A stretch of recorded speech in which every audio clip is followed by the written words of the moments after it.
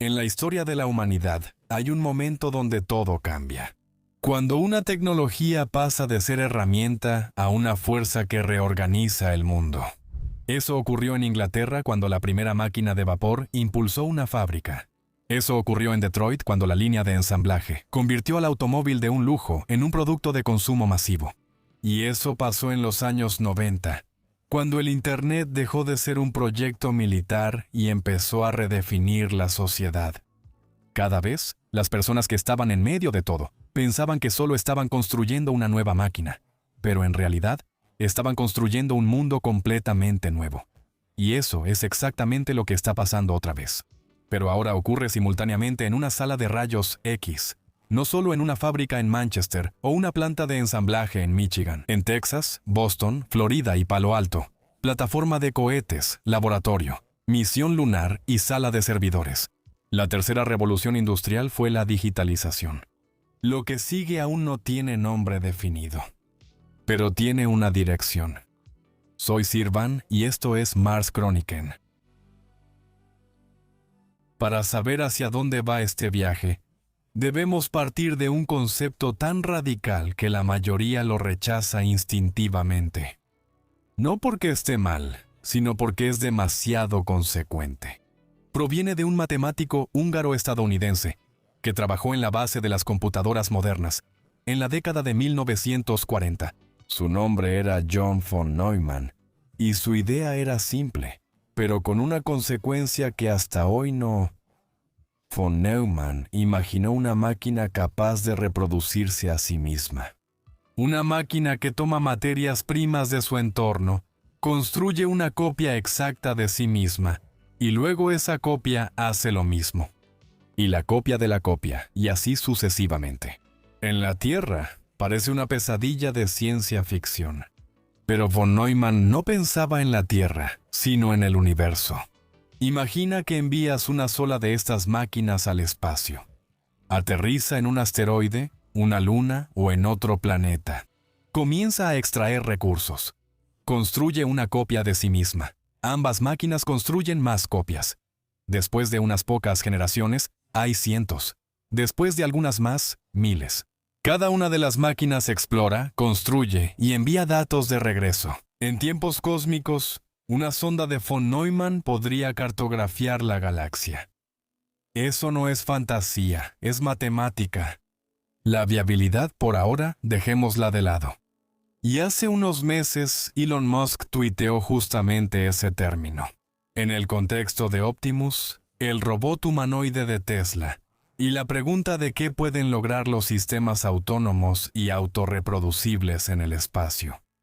Fue una publicación corta, pero tiene una historia muy larga. Pero antes de mirar hacia el futuro, tenemos que retroceder un poco. Ya hemos estado aquí antes. La primera revolución industrial comenzó en Inglaterra en la segunda mitad del siglo XVIII. El vapor sustituyó la fuerza muscular. Las fábricas sustituyeron los talleres. Las ciudades crecieron rápidamente. La población mundial creció al poder producirse comida en cantidades antes impensables. En menos de 100 años la vida y el trabajo de las personas cambiaron totalmente. La segunda revolución industrial, a finales del siglo XIX, trajo la electricidad, el acero y la línea de ensamblaje.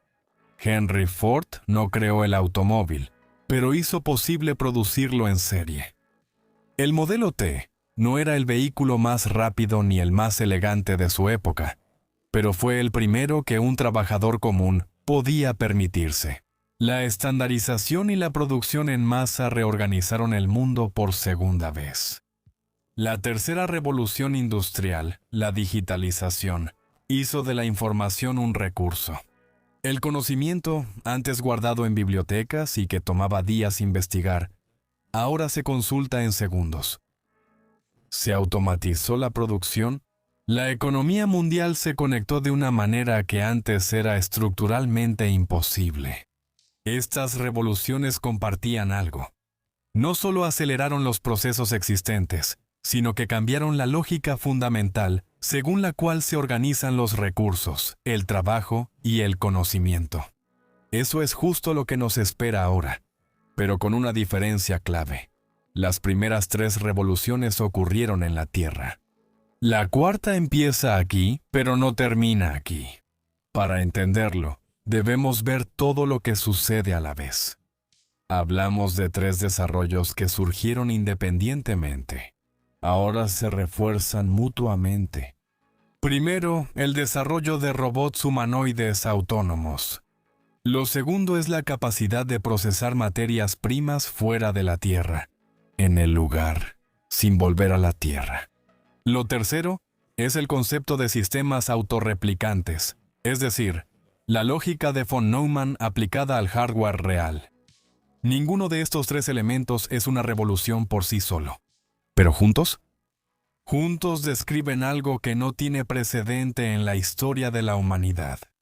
Empecemos con lo que es más tangible. En 2021, Tesla comenzó a considerar seriamente crear un robot humanoide, como un objetivo de producto específico. Optimus ya se usa actualmente en la tecnología y fábricas de Tesla. No en grandes cantidades. No es perfecto, no es independiente, pero está en desarrollo. Clasifica componentes, realiza tareas de montaje sencillas y navega por una nave industrial que no fue construida para robots, sino para personas. Aún requieren supervisión, pero aprenden rápido. Ese es el punto clave. Los robots industriales que hemos tenido hasta ahora son extraordinariamente capaces, pero solo en una única tarea definida con precisión, en un entorno definido con precisión.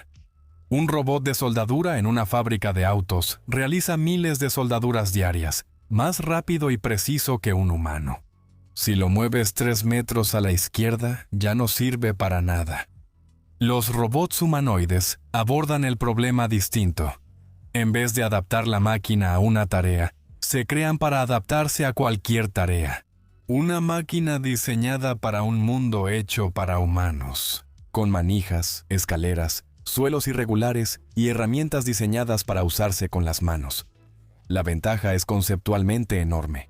La desventaja siempre ha sido igual. Esta flexibilidad cuesta muchísima potencia de procesamiento, energía y coordinación.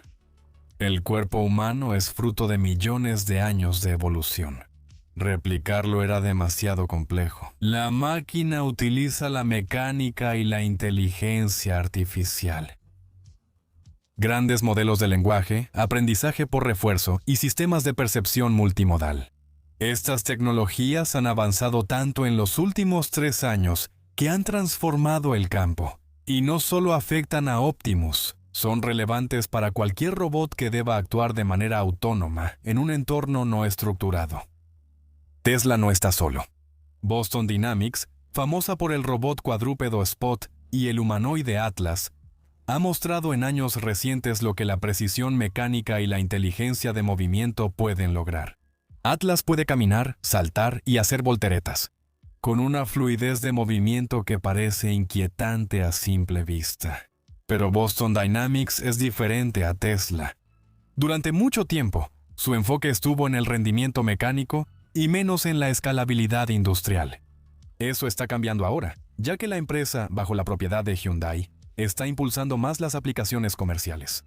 Luego está Figure, una startup estadounidense que colabora con BMW y ya utiliza su robot Figure O2 en la producción. Agility Robotics, con Digit, se especializa en logística de almacenes. Además, y este aspecto los medios occidentales suelen subestimar, está China. Unitree, un fabricante chino, produce robots humanoides y cuadrúpedos a una fracción del costo de los competidores occidentales. Su madurez es asombrosa. El H1 y Y1 de Unitree no solo son logros técnicos, también son asequibles. El G1 cuesta menos de $20,000. Para comparar, un robot similar cuesta varias veces más. Musk también afirma que Optimus costará menos de $30,000. Eso probablemente no sucederá al inicio de las ventas, siguiendo el patrón de la industria solar y la producción de baterías. China opera a gran escala mientras Occidente sigue debatiendo conceptos. Pero todo eso, Optimus, Atlas, Unitree, todavía ocurre en la Tierra, en fábricas, almacenes y oficinas. ¿Qué pasa si llevamos estas máquinas a un entorno donde no hay infraestructura humana? En un entorno donde no hay aire para respirar. No hay caminos, ni cadenas de suministro, ni talleres. O sea, en la Luna, Marte o el cinturón de asteroides. Y es justo aquí donde la conversación sobre las ondas de von Neumann deja de ser una reflexión filosófica y empieza a convertirse en una cuestión de ingeniería. Para responder, debemos entender el principal problema de los viajes espaciales. No es el cohete, la física, ni siquiera el dinero, aunque este también influye. Todo lo que los humanos necesitan en el espacio, cada desarmador, cada cable, cada tornillo, cada gota de combustible, cada comida, cada litro de agua. Hasta ahora, todo tenía que llevarse desde la Tierra. Contra la gravedad, con cohetes, combustible.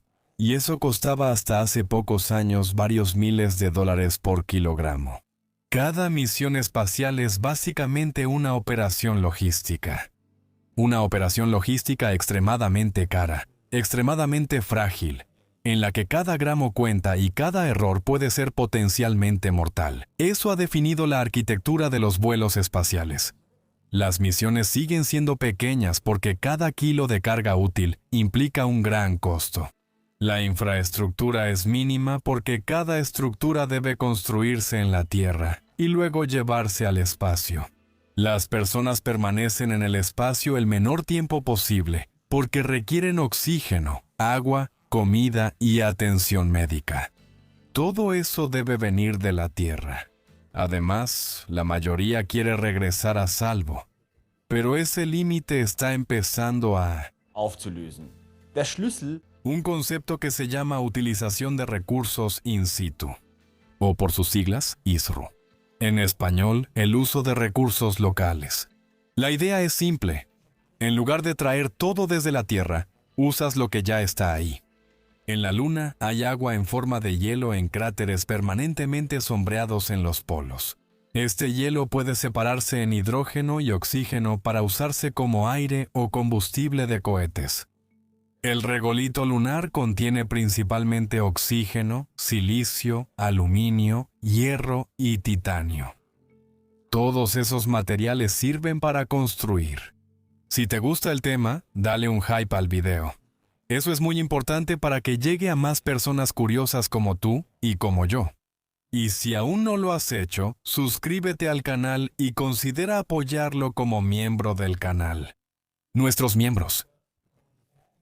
Verlo con días o incluso semanas de anticipación. Gracias y volvamos al tema. El problema era, ¿cómo se obtienen estos materiales? ¿Cómo se procesan y cómo se hace algo útil con ellos sin tener que traer toda una fábrica desde la Tierra? Y aquí entra Blue Origin. En 2024, Blue Origin presentó algo que casi pasó desapercibido para el público. Quizás sea una de las demostraciones tecnológicas más importantes recientes. Lo llaman el reactor MRI. MRI significa electrólisis de regolito fundido. En español, electrólisis de roca lunar fundida. El principio suena increíblemente simple al escucharlo por primera vez. Tomas regolito lunar crudo, sin procesar como está en la superficie lunar. Lo calientas tanto que se derrite. Luego pasas corriente eléctrica por esa masa derretida. ¿Qué pasa? El oxígeno se separa de los óxidos metálicos en la roca. Asciende como gas, oxígeno puro, utilizable como aire o como oxidante para cohetes. Lo que resulta es una masa fundida de metales puros, hierro, aluminio, titanio y silicio. Sin productos químicos, sin agua, sin pasos de proceso complejos. Solo electricidad y calor. Blue Origin no solo describió el proceso, también lo demostró. Y los resultados fueron claros. El reactor produce oxígeno y metales en un solo proceso continuo. Eso se entiende mejor en contexto. Una colonia lunar necesita 3 cosas más que cualquier otra: aire, materiales y combustible. El reactor MRI permite obtener los 3 a partir de una sola materia prima: disponible literalmente en todas partes de la Luna y en cantidades ilimitadas. Eso es un cambio de paradigma. Y nadie habla de eso. Pero ahora viene el paso decisivo. Porque un reactor MRI no es autosuficiente. Requiere de alguien o algo que lo opere, que dé mantenimiento, procese materiales, construya estructuras y repare errores. En la Tierra, eso lo hacen personas o robots industriales especializados en entornos controlados. En la Luna, el problema es más básico. Las personas son caras, peligrosas y limitadas biológicamente. Los robots industriales especializados solo operan en entornos preparados para ellos. Lo que se necesita es un sistema lo suficientemente flexible como para manejar un entorno no preparado y caótico, y lo bastante autónomo para trabajar sin supervisión humana constante. Se necesita un robot humanoide. Ahora, los tres hilos de la historia empiezan a cruzarse por primera vez. Imagina este escenario, no como ciencia ficción, sino como resultado lógico de cosas que ya existen o existirán pronto. Una nave como Starship o Blue Moon aterriza en la Luna, sin tripulación, solo carga, un reactor MRE, energía y 20 robots humanoides que descargan la carga, autónomos, coordinados y sin instrucciones para cada paso. Instalan el reactor, colocan cables y activan el suministro de energía. El reactor derrite la roca lunar. El oxígeno se libera. Los metales se acumulan. Los robots usan estos metales para construir estructuras simples. No es arquitectura compleja, solo marcos, vigas y contenedores al inicio. Formas simples de materiales sencillos, producidas en el lugar. Con el tiempo, estas estructuras se vuelven más complejas. Los robots fabrican sus propios repuestos, refuerzos y herramientas. El suministro de energía crece porque se instalan más paneles solares. El reactor funciona de manera continua porque no duerme, no come y no necesita descansar. Y en algún momento, ese es el momento von Neumann, el sistema genera los recursos e infraestructura necesarios para crear un segundo reactor y otro grupo de robots. Esto no es una especulación descabellada, sino una extrapolación directa de tres tecnologías reales hoy en día. Lo que esto significa en la práctica se entiende mejor a través de una comparación. En la primera revolución industrial, una máquina de vapor asumió el trabajo de quizá 20 personas. Eso fue revolucionario. Pero la máquina de vapor necesitaba carbón, que era extraído por personas. Necesitaba mantenimiento por parte de personas. Y solo podía realizar una única tarea claramente definida. La línea de ensamblaje en la segunda revolución industrial multiplicó por 10 la velocidad de producción. Pero la línea de ensamblaje necesitaba una fábrica que se construyera previamente. Se requerían ingenieros para planearla y operadores para trabajarla. Lo que estamos describiendo ahora es algo estructuralmente diferente. Un sistema que se abastece de recursos por sí mismo, que se expande por sí mismo, que no requiere una infraestructura preexistente, porque la crea por sí mismo. Las revoluciones industriales mejoraron la eficiencia del trabajo humano. Lo que surge ahora podría reemplazar por completo el trabajo humano en algunos entornos. No es que los humanos seamos peores, sino que biológicamente no podemos sobrevivir ahí. La Luna no tiene atmósfera. Marte tiene una atmósfera, pero es tóxica para los humanos y demasiado tenue para poder respirarla. Y con eso llegamos a la pregunta que lleva toda esta reflexión a un nuevo nivel. ¿Qué pasa si este sistema no se queda en la Luna? El cinturón de asteroides entre Marte y Júpiter alberga recursos de una magnitud que superan todas las categorías económicas que conocemos hoy en día. Un solo asteroide rico en metales, digamos Psyche 16 por dar un ejemplo concreto, contiene, según estimaciones actuales, hierro, níquel y otros metales por un valor de varias decenas de miles de trillones de dólares. Un valor tan grande que no tiene sentido económico. No porque los recursos carezcan de valor, sino porque no hay mercado que absorba tanta cantidad. Todavía no. ¿Y si esos recursos no tuvieran que llevarse a la Tierra? ¿Y si se usaran directamente en el espacio para construir más infraestructura, replicar más sistemas y permitir más misiones? Esa es la verdadera visión detrás del concepto de von Neumann cuando se aplica a la exploración espacial. No es una sonda que cartografía la galaxia, sino un sistema que aprovecha los recursos del sistema solar, autónomo, autosuficiente y escalable de manera exponencial. Una civilización que ya no depende de los recursos de un solo planeta. Pero, y esto es importante, no deberíamos actuar como si estuviéramos a punto de lograrlo.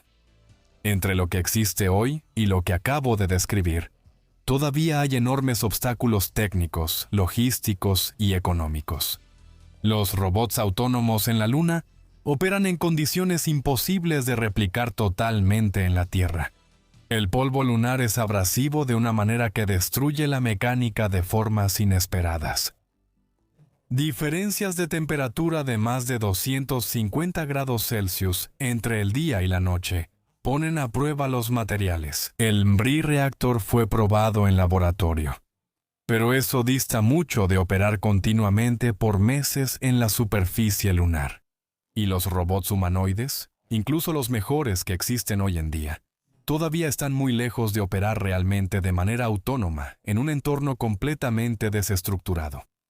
Están mejorando, y rápido, pero el salto de una nave industrial controlada a la superficie lunar no es un paso pequeño. Una cifra cambia toda la perspectiva.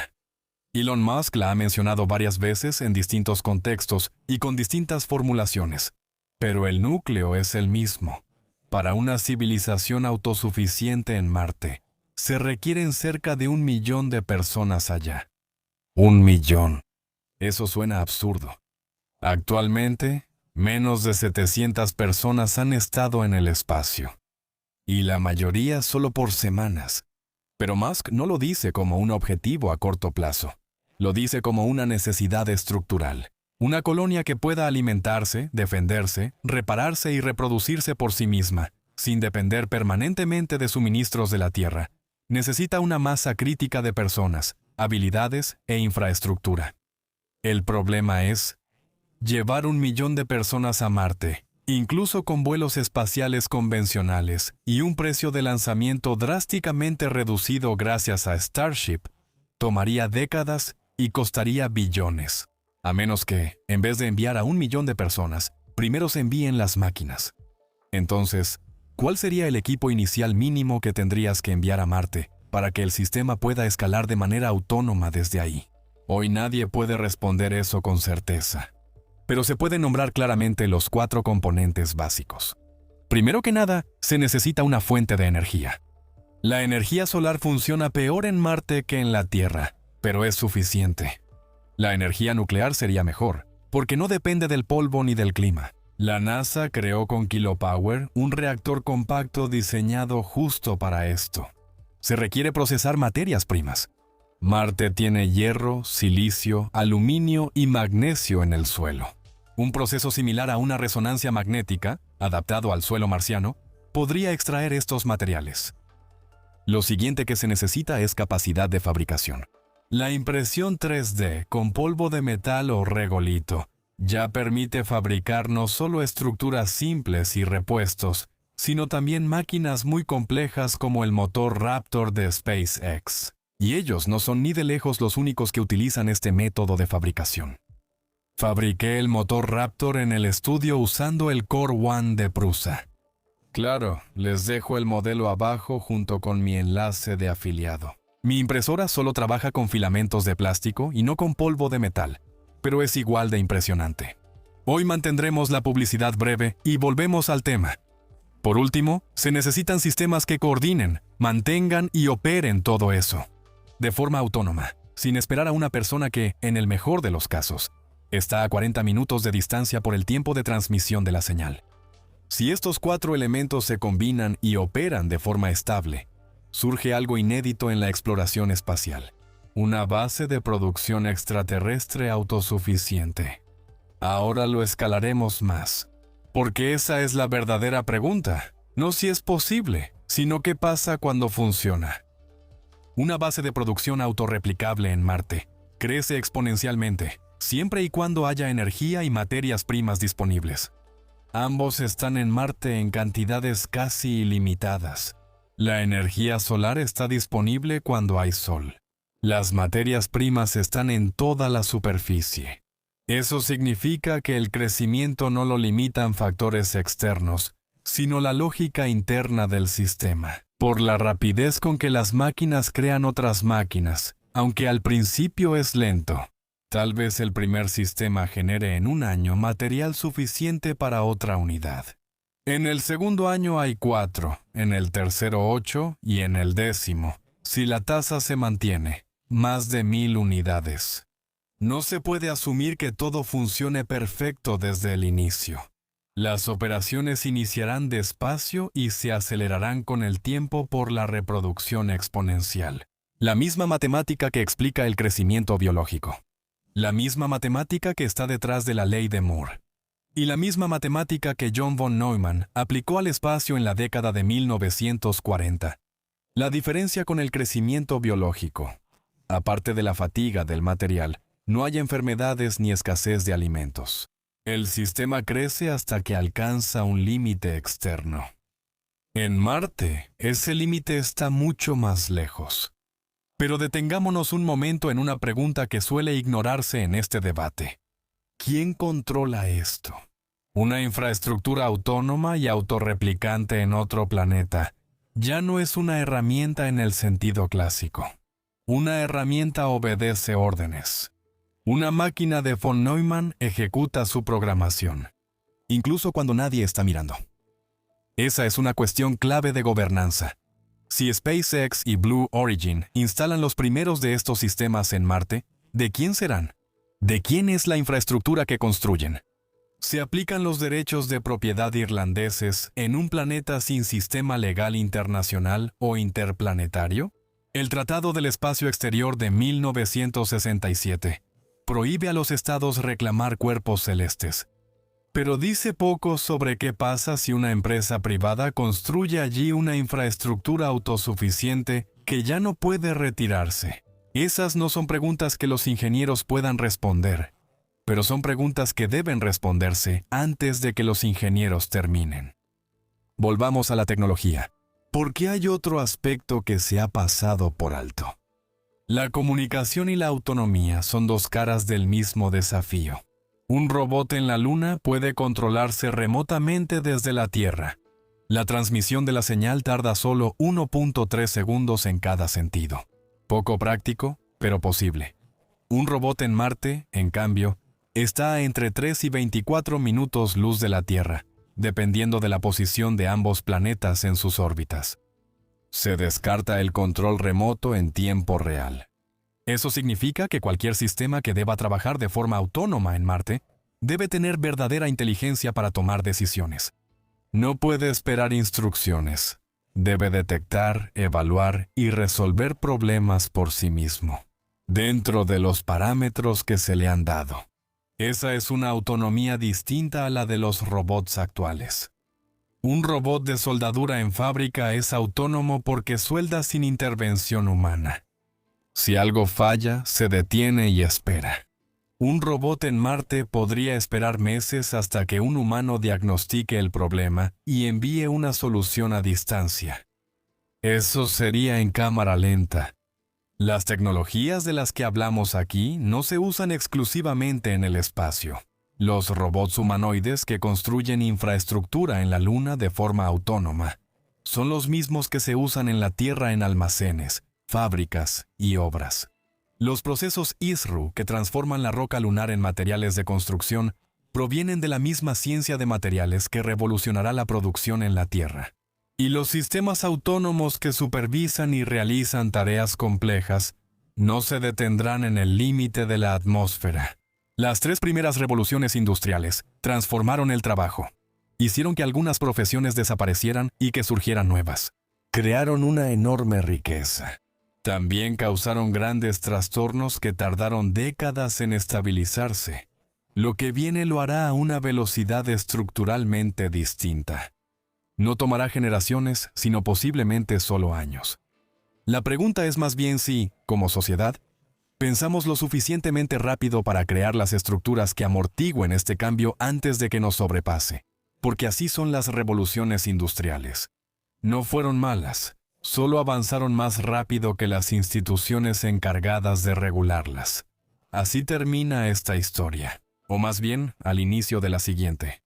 Próxima Centauri fue el primer vecino. Marte es el primer objetivo. Detrás de ambos está la misma pregunta que ha impulsado a la humanidad desde la primera vez que alguien subió a la cima de una montaña y miró al valle del otro lado. ¿Qué hay detrás?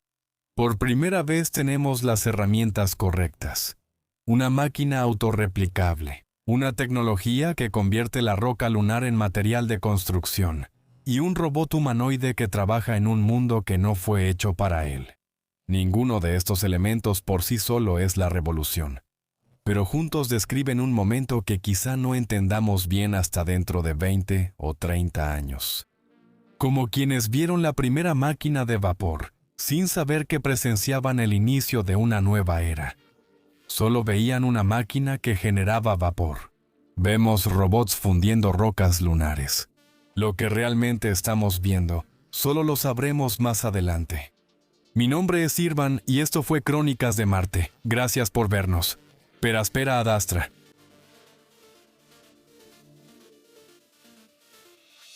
Grandes modelos de lenguaje, aprendizaje por refuerzo y Warni. Warni, mi sistema.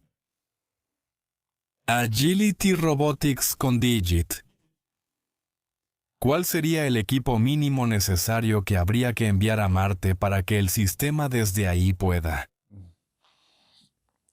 Una base de producción autosuficiente y operativa. La misma matemática que el crecimiento biológico. Max von bla bla bla.